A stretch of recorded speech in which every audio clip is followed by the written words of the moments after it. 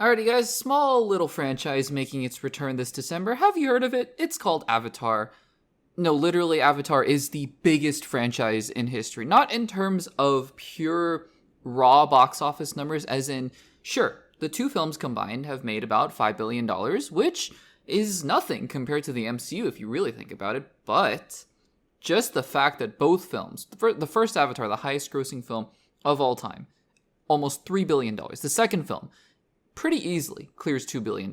This franchise is incredible for what it's able to do at the box office. And now we have the third film in the franchise, Avatar Fire and Ash, coming out this December. For the first trailer that came out a couple months ago, honestly, I was a little underwhelmed. I think it came out, I want to say, with Fantastic Four First Steps or one of those films that came out in late July. I think Fantastic Four. And, I liked it, right? But for me, I always say, and this is completely just my own personal views, my personal preferences, but I don't think visuals ever make or break a movie. And what I mean by that is that not that I don't care about the visuals of a movie, I can always appreciate the visuals. Like, for example, watching Dune, it's just an amazing, transcendent experience just to see the way the cinematography goes. I completely believe that. But what I mean by that is more so the fact that I think that the story, the characters, the narrative, the themes, those are the things that really make the story, make a movie what it is to me. Not really the visuals. The visuals can be not great in places, right? If the whole movie just looks terrible, then of course, it's not going to be great. And if the whole movie looks beautiful, but it has no substance, then I'm not really going to enjoy it. So that's really where I'm coming from. That being said, the movies that have really, or at least the movie that has been the closest to being the exception to that rule is Avatar: The Way of Water. I don't think Avatar: The Way of Water has a bad story per se. I just don't think it's groundbreaking. It's, the story, right? Just the narrative. It's a good story. It's interesting. Some sci-fi elements, as well. Honestly, though, it's kind of forgettable. The water stuff is cool. I've only seen it once in theaters, to be fair. But I don't remember a whole lot from the story of Avatar: The Way of Water. I really don't. I mean, there were some good moments in there.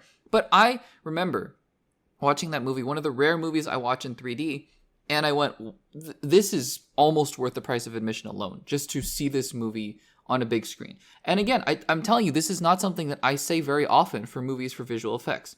When the first trailer, though, came out for the third film, I kind of watched it and went, yeah, it's Avatar. It's Avatar again with fire people. I, make the joke, I'm sure everyone makes the joke of, okay, so Avatar 1 is about Earth, kind of. Avatar 2 is about water. Avatar 3 is about wind, or about fire. Avatar 4 is going to be about air, I guess, because that's what they're doing. Kind of a corny gimmick of a convention, but whatever, right? Whatever. And I watched the first trailer and I was like, yeah, it's fine. It's whatever. Because again, to me, it just looked like another Avatar movie. And Avatar movies to me have just been spectacular visual pieces, but haven't been, my favorite movies of all time. And so then, I see that this new trailer comes out. I'm giving a lot of context here just so that I can build up to what I actually think about this trailer, because I saw that there was a new trailer for Avatar Fire and Ash, and I was like, okay, yep, somewhat interested. I sat back, I put it on my monitor, I watched it, and I was, my jaw was open.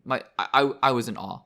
Because, again, when I watched the first trailer, it's a series of shots that I'm going, yeah, it's fine, and there are, things that you recognize about Avatar, and the Pandora, the setting and whatnot, but it just was still Avatar.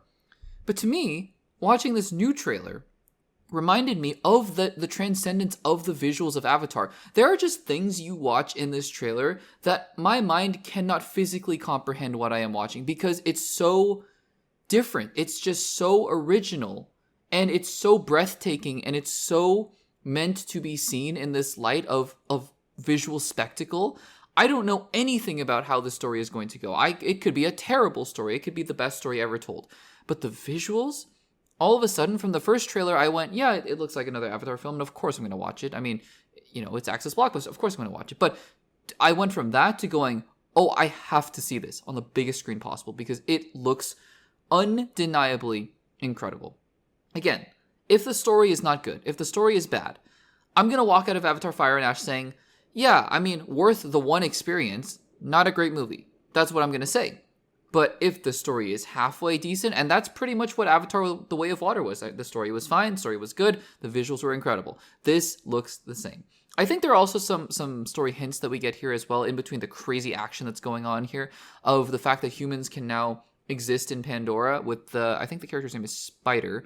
I think that's an interesting angle to take here of, okay, humans are finally invading another, or not finally, but are finally able to exist in Pandora, and they're invading yet another foreign land, I guess, colonizing. That's what humans do. It's a terrible thing that humans have done throughout history, and it's, history repeats itself, right? So I think that is an interesting theme that could be explored here in Avatar, which has, it's been an allegory for a lot of environmental issues as well. So I think that this totally makes sense, kind of mining and really just taking the life out of nature. I think that's a theme that James Cameron has been pretty keen to explore. So that's the story, the story part of it. But I mean, this trailer is just insane. So I went from mildly interested because it's Avatar, and I've enjoyed the Avatar films, to, I'm officially excited. I am officially excited. The trailer itself, I might have to watch 3 or 4 more times just to even comprehend what in the world I am looking at, because that's just, it's breathtaking.